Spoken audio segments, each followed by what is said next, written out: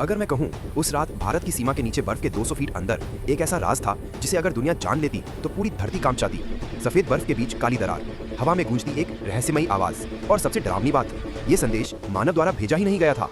लद्दाख की ऊंचाइयों पर तेज होती बर्फीली आंधियां, नॉर्दर्न कमांड का ऑप्स रूम, अलार्म लाइट्स चमकते हैं।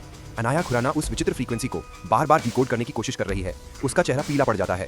सर, ये कोई सामान्य ट्रांसमिशन नहीं, ये किसी चलती हुई बर्फ से आ रहा है। Delhi RNW headquarters. आरव मेहरा एक डस्टी लॉकर खोलता है।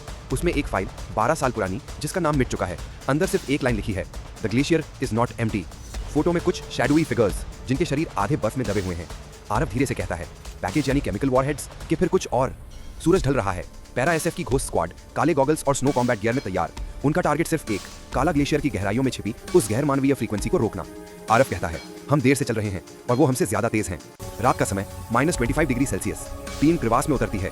दीवारों पर क्लॉ मार्क्स, बर्फ की गहराई में केमिकल कंटेनर्स हाफ फ्रोजन पड़े हैं। अचानक हार्टबीट जैसी एक गूंज, थम थम थम। घोस्ट स्क्वाड के हेलमेट्स की लाइट्स एक जाइंट आइस टनल दिखाती हैं।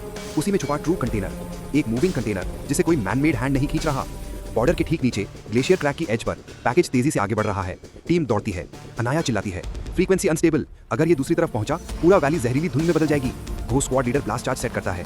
अ काउंटडाउन, 5 4 3 2 1। एक भयंकर विस्फोट। ग्लेशियर का पूरा टनल ढह जाता है और ट्रांसमिशन अचानक बंद। सुबह की हल्की रोशनी। टीम वापस निकलती है, थकी, घायल, लेकिन जिंदा। आरव आखिरी बार ग्लेशियर की दरार को देखता है। वहां अब सिर्फ खामोशी है, अजीब, भारी, खतरनाक खामोशी। काला ग्लेशियर अब शांत है, पर असली सवाल यह है कि जो आवाज हमने रोकी थी वो आखिर किसकी थी? Fade to black.